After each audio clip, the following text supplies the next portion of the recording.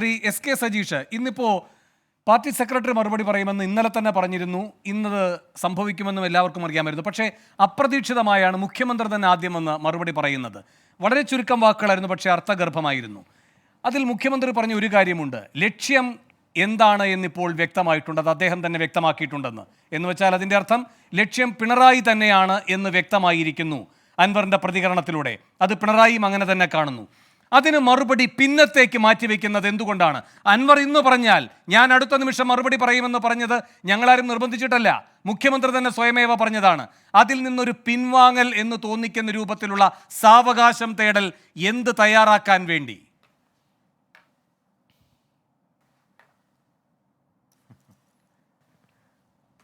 ശ്രീ വേണു, ഒരു കാര്യം, മുഖ്യമന്ത്രി താങ്കൾ പറഞ്ഞ പോലെ തന്നെ വളരെ കൃത്യമായി ഈ കാര്യത്തിന് ഇപ്പോൾ പറയേണ്ട മറുപടി പറഞ്ഞിട്ടുണ്ട്. ഇപ്പോൾ ഓരോ കാര്യങ്ങൾക്കും അതിനപ്പുറത്തേക്കുള്ള വ്യക്തമായ മറുപടി പറയുകയും ചെയ്യും. മാത്രവുമല്ല, പാർട്ടിയുമായി ബന്ധപ്പെട്ട കാര്യങ്ങൾ പാർട്ടി സെക്രട്ടറി വളരെ കൃത്യമായി വിശദീകരിച്ചിട്ടുണ്ട് എന്ന് നമുക്കറിയാം. അതുകൊണ്ട് ഇത്തരത്തിലുള്ള പ്രചാരണങ്ങളൊക്കെ നടക്കും. പിന്നെ താങ്കൾ ഉൾപ്പെടെ വ്യാഖ്യാനിച്ചു കൊണ്ടുവരുന്നത് എങ്ങനെയാണ്, ഇത് എന്തുകൊണ്ടാണ് അൻവർ ഇങ്ങനെ ആയത് എന്നത്, അൻവർ വരുന്നത് മുഖ്യമന്ത്രിക്ക് നേരെയാണ് എന്നല്ല, അത് താങ്കളുടെ വ്യാഖ്യാനമാണ്. അൻവർ എവിടെയാണ് പോയിക്കൊണ്ടിരിക്കുന്നത് എന്നതാണ് ആ ഉദ്ദേശിച്ചത്. വലതുപക്ഷം ഇടതുപക്ഷത്തെ ആക്രമിക്കാൻ വേണ്ടി ഒരുങ്ങിയിരിക്കുന്ന വലതുപക്ഷത്തിൻ്റെ കൂടാരത്തിലേക്ക് പോകാനുള്ള അതിനു വേണ്ടിയുള്ള ഒരുക്കവും അപ്പുറത്ത് നിന്നുകൊണ്ടുള്ള പ്രവർത്തനവുമാണ് നടത്തുന്നത് എന്നതാണ് ആ പറഞ്ഞതിൻ്റെ സൂചന. ആ പ്രവർത്തനമാണ് നടത്തിക്കൊണ്ടിരുന്നത് എന്നതാണ് വ്യക്തമാക്കിയിട്ടുള്ളതും. പിന്നെ ശരി, പറഞ്ഞോളൂ. ഇവിടെ നേരത്തെ കോൺഗ്രസിന്റെ പ്രതിനിധി സൂചിപ്പിച്ച ചില കാര്യങ്ങൾക്കുണ്ട്, അതിനു കൂടി മറുപടി പറഞ്ഞു പോകേണ്ടതുണ്ട്. ഒന്ന്, ഹലോ, കേൾക്കാമല്ലോ? സജീഷ പറഞ്ഞോളൂ, കേൾക്കാം. ഇവിടെ കോൺഗ്രസിന്റെ പ്രതിനിധി കുറച്ച് കാര്യങ്ങൾ നേരത്തെ സൂചിപ്പിച്ചിട്ടുണ്ട്. അതായത് ഇവിടെ അൻവർ 8 കൊല്ലമായി ഞങ്ങളുടെ കൂടെ നിൽക്കുകയാണ്, അതുകൊണ്ട് അൻവറിന് എന്താണ് 8 കൊല്ലമായി കൂടെ കിടക്കുന്നു, അതുകൊണ്ട് അൻവർ എന്തല്ലോ മനസ്സിലാക്കി കഴിഞ്ഞു, അൻവർ എന്തല്ലോ ഞങ്ങളുടെ എല്ലാ കാര്യങ്ങളും എന്താണ് ഇങ്ങനെ പറയാൻ വേണ്ടി പോകുന്ന ഒരാളാണ് എന്നുള്ള രീതിയിലൊക്കെയാണ് പറയുന്നത്. അൻവർ ഒരു പാർട്ടി മെമ്പർ പോലുമല്ല. അൻവർ ഈ പാർട്ടിയുടെ ഏതെങ്കിലും ഒരു ഘടകത്തിൽ പ്രവർത്തിച്ചിട്ടില്ല. അൻവർ ഏതെങ്കിലും ഒരു വർഗ ബഹുജന സംഘടനയുടെ ഭാഗമായി പ്രവർത്തിച്ചിട്ടില്ല. അൻവർ ഒരു സ്വതന്ത്ര MLA മാത്രമാണ്. അതിനപ്പുറത്തേക്ക് ഈ പാർട്ടിയുടെ ഓഫീസുകളിലോ പാർട്ടി കമ്മിറ്റികളിലോ എന്താണ് പാർട്ടി എന്നതിനെ പറ്റി അൻവറിന് ഒരു ചുക്കും അറിയില്ല എന്നുള്ള കാര്യം ഒരു സംശയവുമില്ല.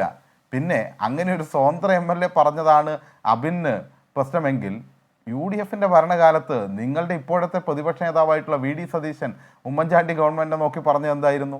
കോൺഗ്രസിൻ്റെ MLA ആയിരുന്നല്ലോ. തീവെട്ടിക്കൊള്ളയാണ് ഈ കേരളത്തിൽ നടക്കുന്നതെന്നാണ് പറഞ്ഞത്. അന്നത്തെ KPCC പ്രസിഡന്റ് VM സുധീരൻ പറഞ്ഞത് ഇതാ ഇവിടെ കടുംവെട്ടാണ് നടന്നുകൊണ്ടിരിക്കുന്നതെന്നൊക്കെയാണ്. അതുകൊണ്ട് ഈ പാർട്ടിയുമായി ബന്ധപ്പെട്ട ആളുകൾ അത്തരത്തിലുള്ള ഒരു പ്രസ്താവനയും ഇവിടെ CPMന്റെ ഭാഗത്തു നിന്നോ ഇടതുപക്ഷത്തിന്റെ ഭാഗത്തു നിന്നോ അങ്ങനെ നടത്തില്ല എന്നുള്ള കാര്യത്തിൽ ഒരു തർക്കവുമില്ല. അതൊക്കെ നിങ്ങളുടെ പാരമ്പര്യം. ആ പാരമ്പര്യം ഈ കടുംവെട്ട്, ഈ കൊള്ള, ഇത് രണ്ടും സതീശനും സുധീരനും അന്ന് നടത്തിയെന്ന് താങ്കൾ ശരിയായി ഓർമ്മിച്ചതുപോലെ താങ്കൾ ശരിയായി ഓർമ്മിക്കേണ്ട മറ്റൊരു കാര്യമുണ്ട്. ആ സർക്കാർ വീണു, നിങ്ങളുടെ സർക്കാർ വന്നു. അന്ന് ആദ്യത്തെ മന്ത്രിസഭാ യോഗങ്ങളിലെ തീരുമാനങ്ങളിൽ ഒന്ന് എന്തായിരുന്നു? AK ബാലന്റെ നേതൃത്വത്തിൽ ഈ കടുംവെട്ട് അന്വേഷിക്കാനുള്ള സമിതി. ആ സമിതിയുടെ കണ്ടെത്തൽ എന്തായിരുന്നു? ഇവരുടെയൊക്കെ മൂക്ക് ചെത്തിയോ? അപ്പോൾ സതീശനും സുധീരനും ഉന്നയിച്ച വാദങ്ങൾക്ക് ക്ലീൻ ചിറ്റ് കൊടുത്ത കൂട്ടരാണ് നിങ്ങൾ. ആ കാര്യം കൂടി ഒന്ന് ഓർമ്മിച്ചതിന് ശേഷം അങ്ങേക്ക് അതിനുള്ള മറുപടി പറയാം. അല്ല, ആ പറഞ്ഞ കാര്യത്തിന് ക്ലീൻ ചിറ്റ് കൊടുക്കുകയല്ല ചെയ്തത്. അതിൻ്റെ ഭാഗമായി ഇവർ ഇവിടുത്തെ പല ആളുകൾക്കും വിട്ടുകൊടുത്ത ഒരുപാട് കേരളത്തിൻ്റെ ഭൂമി ഉണ്ടായിരുന്നു. നമുക്ക് ഓർമ്മയുണ്ട്. ഞാനതിൻ്റെ വിശദാംശങ്ങളിലേക്ക് ഈ ചർച്ചയുടെ വിഷയമല്ലാത്തതുകൊണ്ട് പോകുന്നില്ല.